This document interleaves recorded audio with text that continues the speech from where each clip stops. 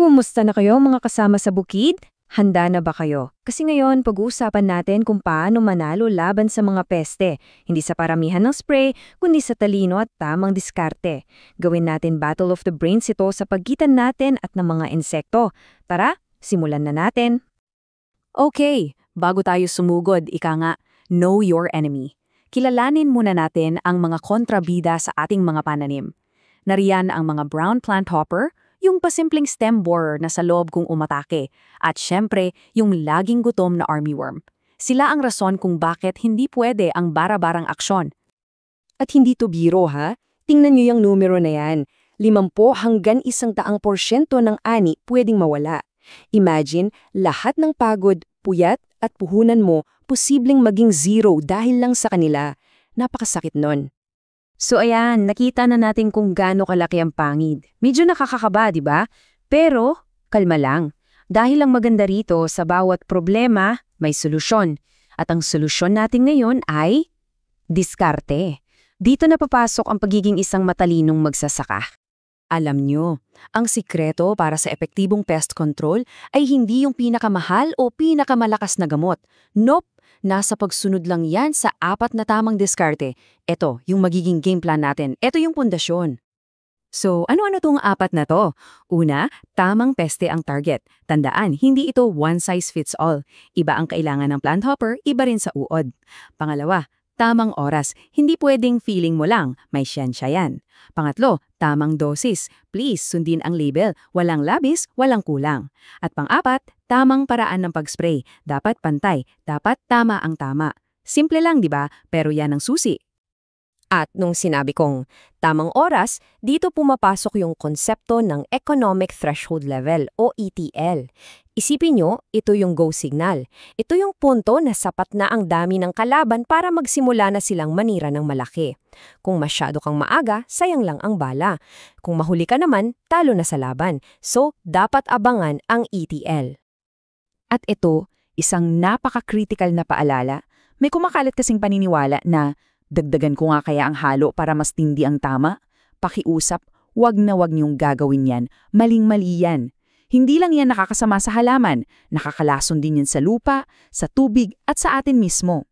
Isa pa, kailangan nating pagpapalit-palitin ng active ingredients para hindi maging immune o masanay ang mga peste. Oh, ayan. Ngayong alam na natin ang mga rules of engagement, oras na para pumili ng ating mga sandata. Silipin natin ang ating arsenal ng mga active ingredients para sa iba't ibang uri ng kalaban. Unahin natin yung mga traidor, yung mga stem borer. Sila yung mga tahimik lang, pero grabe kung sumira mula sa loob. So, ano ba ang mga mabisang pantapat sa kanila? Okay, heto ang mga options natin. Huwag kayong malito dyan sa column na MOA o Mode of Action. Ang ibig sabihin lang yan ay kung paano umaatake yung gamot. Halimbawa, yung fipronil, parang yung pinuputol yung kuryente sa nervous system ng peste. Yung carbofuran naman, diretso sa target. Kaya mahalaga na pinagpapalit-palit natin ang MOA para hindi matutunan ng mga peste kung paano dumipensa. Okay, next target. Itong mga walang sawang kumain, mga armyworm, cutworm, at lahat ng klase ng uod na ginagawang salad bar ang mga dahon ng pananim nyo. Meron din tayong mga special na armas para sa kanila. Ito naman ang listahan para sa kanila. Yung lambda-cyhalothrin para yung nag-short circuit sa sistema ng insekto. Boom! Paralyzed. So uulitin ko lang yung pinakamahalagang lesson dito. Iba ang peste, iba ang gamot. Kailangan itugma nyo ang sandata sa kalaban. Be a matchmaker. Okay, game na. Tingnan natin kung lakinig kayo ng mabuti. Oras na para sa isang mabilis na quiz. Para malaman natin kung handa na ba kayong tawaging mga pest strategist. Handa na? Let's go! Unang tanong, bakit nga ba napaka-importante na iba ang gamot para sa brown plant hopper at iba rin para sa rice stem borer? A. Dahil mas mahal yung isa. B. Dahil iba ang itsura nila. Or C. Para maiwasan ang sayang na gastos at para siguradong tamang peste ang tinatamaan. Isip-isip. Ito yung pinakaunang rule natin, di ba? At ang tamang sagot ay letter C. Yon, para hindi sayang ang pera, hindi sayang ang pagod, dapat laging precision strike. Galing ang mga nakakuha ng tama.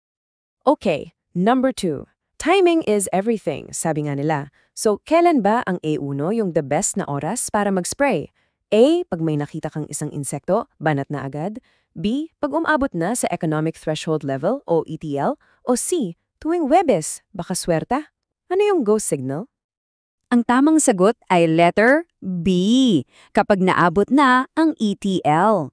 Hindi ito paunahan mga kasama. Dapat sakto lang sa tiyempo para sa maximum na epekto. Nice one! At para sa huling tanong, medyo technical to pero kaya nito. Aling chemical class ang umaatake sa pamamagitan ng paggulo sa sodium channels ng insekto na nagiging sanhi ng paralysis? A. Organophosphate, B. Pyrethroid, o C. Carbamate. Dito natin malalaman kung gaano nyo nakakilala ang mga sandata nyo. At ang tamang sagot ay letter B, pyrethroid. Perfect! Ang pag-alam sa mga ganitong detalye ay malaking tulong sa pag-iiba-iba ng produkto nyo para di makabuo ng resistance ang peste. Congratulations sa inyong lahat! So, ngayong tapos na ang ating mabilisang talakayan at pagsusulit, ano ba ang pinakaimportanteng takeaway? Anong dapat nating baunin paglabas sa bukid? Simple lang, ang kaalaman ay kapangyarihan. Kung isusuma natin sa 4 na utos, ito yun. Una, targeting ang tamang peste. Pangalawa, alamin ang tamang oras, abangan ng ETL. Pangatlo, sundin ang tamang dosis na nasa label. At pang-apat, i-rotate ang mga produkto. 4 na simpleng hakbang lang yan, pero yan ang magdidikta ng pagkapanalo natin. At iwan ko kayo sa tanong na ito. Ngayong armado na kayo ng tamang diskarte, tamang kaalaman sa timing, at sa pagpili ng sandata, sino sa tingin nyo ang mas matalino? Ang peste o ikaw? Alam ko na ang sagot. Gamitin ang kaalaman at mag-ani ng sagana.